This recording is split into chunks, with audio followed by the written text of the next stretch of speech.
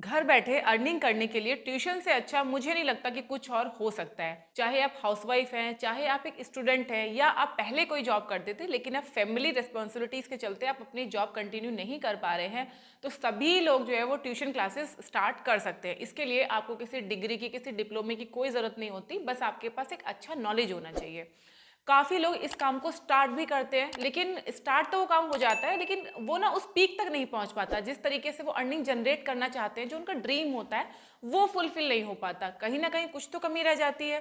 तो आखिर ऐसा क्यों होता है कि कुछ लोग ट्यूशन स्टार्ट करके अपना एक ब्रांड बना लेते हैं, लाखों की अर्निंग करते हैं, और कुछ लोग थोड़े दिन ट्यूशन स्टार्ट करते हैं और उसके बाद में वो काम चलता नहीं है और वो बंद हो जाता है। तो आज के अपने इस वीडियो में मैं आपको डिटेल में बताऊंगी कि आपको किस तरीके से ट्यूशन क्लासेस स्टार्ट करनी है, कौन सी 5 चीज़ों का आपको ध्यान रखना है जिससे कि आपकी क्लासेस अच्छे से चले और रेगुलर आपके पास बच्चे आते रहें, और धीरे धीरे करके आपका जो ट्यूशन है वो एक ब्रांड बन जाए, यानी कि आसपास के लोगों में उसकी चर्चा हो और पॉजिटिव चर्चा हो। तो सारे पॉइंट्स को अच्छे से आपको सुनना है, समझना है और इनको अपनी ट्यूशन क्लास में अप्लाई करना है। अगर आप बिल्कुल बिगिनर हैं तब तो आपको 100% इन चीज़ों का ध्यान रखना है, तभी आपकी ट्यूशन क्लासेस लॉन्ग रन में चलेंगी।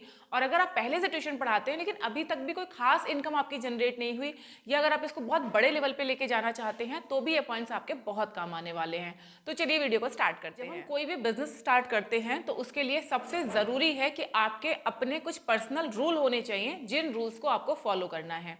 यहाँ पे क्या होता है कि हम लोग ना एक गलती कर जाते हैं, हम लोग लोगों से पर्सनल कनेक्ट हो जाते हैं, पर्सनल ज़्यादा ही कनेक्ट हो जाते हैं, जिसकी वजह से हमारी प्रोफेशनल वैल्यू कम हो जाती है। इसको अगर मैं सिंपल लैंग्वेज में समझाऊं तो आपको प्रोफेशनल होना बहुत ज़रूरी है। किस तरीके से? जैसे अभी हम ट्यूशन की बात कर रहे हैं, तो ट्यूशन में आपको कैसे प्रोफेशनल होना है? ट्यूशन दो तरीके से होते हैं, एक तो कि हम घर घर जाके पढ़ा रहे हैं बच्चों को, और दूसरा होता है कि बच्चे हमारे घर पढ़ने आ रहे हैं या किसी सेंटर पर पढ़ने के लिए आ रहे हैं। दोनों ही केस में आपको पेरेंट्स के साथ में बहुत ज़्यादा फिजूल की बातें नहीं करनी, बहुत ज़्यादा उनसे पर्सनल आपको अटैचमेंट रखने की ज़रूरत नहीं है। अगर आप बहुत ज़्यादा पर्सनल हो जाते हैं, अपनी हर छोटी बड़ी बात उनके साथ में शेयर करते हैं, हर छोटी बड़ी बात वो आपके साथ में शेयर करते हैं, तो उससे जो एक रिश्ता होता है ना पेरेंट्स के और टीचर के बीच में, वो एक पर्सनल लेवल पे चला जाता है, तो वहाँ पे प्रोफेशनलिज्म खत्म होने लग जाता है। फिर उनको आपकी जो कमियां हैं, जो कि हर किसी में होती है कोई ना कोई कमी, जो आपकी वीकनेस हैं, जो आपके वीक पॉइंट्स हैं, वो सारे कहीं ना कहीं आप उनके सामने उगल देते हैं, जिससे कि जो आपकी ब्रांड वैल्यू है वो कम हो जाती है। तो आपको उन लोगों के साथ में पर्सनल नहीं होना। अगर मैं इसका एक एग्जांपल दूं, तो आपके ऐसे रिश्तेदार या ऐसे पड़ोसी जिनके साथ आपका रोज का उठना बैठना है, डेली आपकी बातें होती हैं, वो कभी भी आपको प्रोफेशनल की तरह नहीं देख पाते। उनको ऐसा लगता है यार ये क्या सिखाएगी, इसको क्या आता होगा, होता है ना ऐसा। तो ये इसीलिए होता है क्योंकि आप उनके साथ में पर्सनली काफ़ी कनेक्ट हैं। तो जिसके साथ भी आपको प्रोफेशनल कनेक्ट होना है, उनके साथ बहुत ज़्यादा पर्सनल कनेक्ट मत होइए, हर छोटी बड़ी बात उनके साथ में डिस्कस मत कीजिए। दूसरी चीज़ जो आपको ध्यान रखनी है, बी पंक्चुअल। जी हाँ, अपना जो ट्यूशन का टाइम है, चाहे आप किसी के घर जाके पढ़ा रहे हैं, चाहे आप अपने घर पे पढ़ा रहे हैं, अपने टाइम को लेके पंक्चुअल रहिए। जो भी टाइम आपने डिसाइड किया है उस टाइम पे आप उनको पढ़ाने के लिए जाइए, और जितनी देर के लिए आपने स्टार्टिंग में डिसाइड किया है, 1 घंटा, 1.5 घंटा, 2 घंटा, उतनी ही देर पढ़ाइए और वापस आ जाइए। जब आप अपने काम को लेके पंक्चुअल होते हैं तो कोई भी आपको फिंगर आउट नहीं करता है, कोई भी आप पे उंगली नहीं उठाता है। लेकिन अगर आपको कोई टाइम ही नहीं है, 4 बजे के टाइम में आप 4:30 बजे पहुंच रहे हो, 1 घंटे की जगह एक दिन आप 3 घंटे पढ़ा रहे हो, एक दिन आप आधा ही घंटा पढ़ा रहे हो, अगर आप इस तरह से करते हैं तो आपकी वैल्यू कम होती है और लोग आपको फिंगर आउट करना शुरू कर देते हैं। तीसरी एक जो चीज़ आपको ज़रूर ध्यान रखनी है, वो है आपके बच्चों का फीडबैक आपके पेरेंट्स के साथ में डिस्कस करना। और इसका भी आप एक रूटीन बना लीजिए कि मुझे वीकली डिस्कस करना है, या 15 दिन में डिस्कस करना है, या 1 महीने में डिस्कस करना है। अगर आप अपने बच्चों के लिए कुछ भी अच्छा करने की सोच रहे हैं, या जैसे कि आप वर्कशीट्स उनको देने की सोच रहे हैं, या कुछ होमवर्क में कुछ चेंजेस लेके आने वाले हैं, या प्रैक्टिकली आप उनको कुछ समझाना चाहते हैं, मतलब कुछ भी अगर अपने ट्यूशन में आप एडिशनल करना चाहते हैं, वो सारी चीज़ें बच्चों के पेरेंट्स को आप ज़रूर बताइए। इससे दो चीज़ें होंगी। पहला तो कि पेरेंट्स को भी लगेगा कि आप उनके बच्चों के लिए क्या क्या एफर्ट्स दे रहे हैं। दूसरा, आपको भी पेरेंट्स का फीडबैक पता चलेगा कि पेरेंट्स एक्चुअली में क्या चाहते हैं।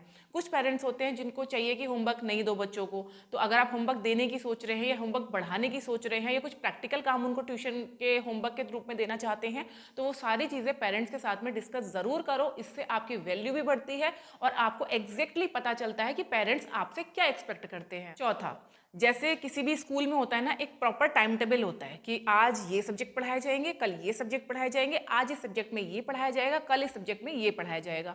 उससे क्या होता है, पेरेंट्स को भी पता होता है कि भाई बच्चे क्या पढ़ने वाले हैं, बच्चे भी मेंटली प्रिपेयर होते हैं और आप तो प्रिपेयर होते ही होते हैं।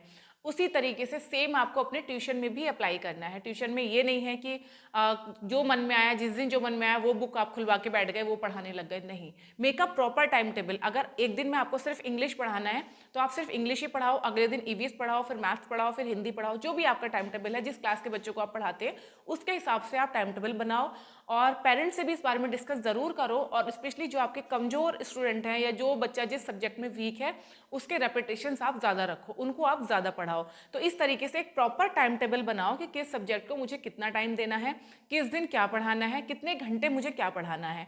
इस तरीके से आपका एक टाइम टेबल रहेगा ना, तो आपके लिए भी सिलेबस को कवर करना, बच्चों को समझना और समझाना आसान रहेगा। ये आपके ट्यूशन की वैल्यू को भी बढ़ाएगा, और आप जो आउटपुट चाहते हैं या बच्चों से जो आप निकलवाना चाहते हैं, बच्चों को जो आप देना चाहते हैं, सर्व करना चाहते हैं, उसके लिए भी ये काफ़ी ज़्यादा हेल्पफुल होगा। पांचवा पॉइंट आपको बहुत ही ज़्यादा ध्यान रखना है, उसको 100% अपने ट्यूशन क्लास में अप्लाई करो। मैंने खुद ने अप्लाई किया था और इसका बहुत ही अमेजिंग रिजल्ट आता है।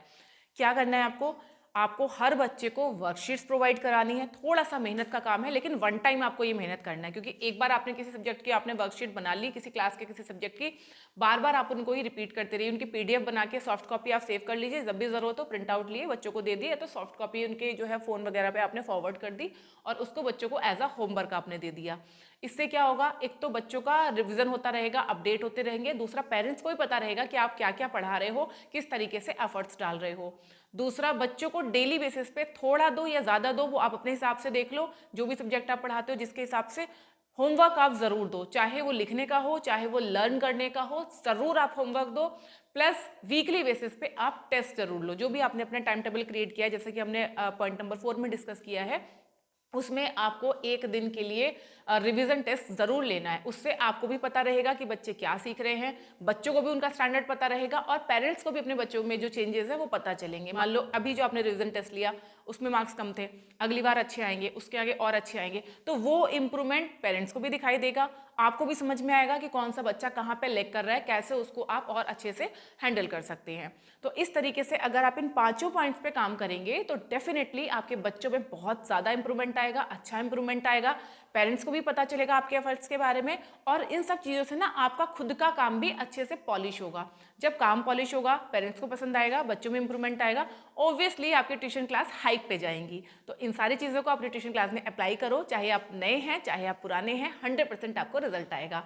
वीडियो कैसी लगी कमेंट सेक्शन में ज़रूर बताना। इस तरीके का और कंटेंट देखने के लिए चैनल को सब्सक्राइब कर लीजिए।